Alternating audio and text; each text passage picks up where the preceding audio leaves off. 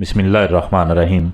खुतबाते अमीरुल-मोमिनीन इमाम अली अलैहिस्सलाम, नहजुल बलागा खुतबा नंबर 67।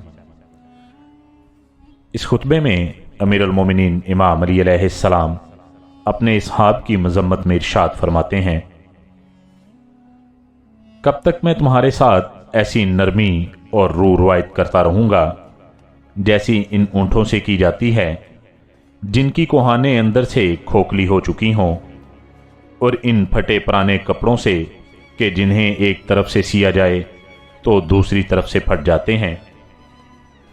जब भी शामियों के हर अव्वल दस्तों में से कोई दस्ता तुम पर मंडलाता है तो तुम सब के सब अपने घरों के दरवाजे बंद कर लेते हो और इस तरह अंदर दुबक जाते हो जिस तरह गो अपने सुराख में और बिज्जू अपने भट में।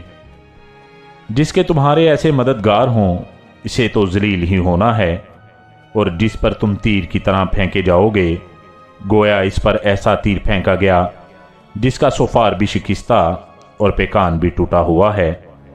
खुदा की कसम, घरों के सेहन में तो तुम बड़ी तादाद में नजर आते हो, लेकिन झंडों के नीचे थोड़े से।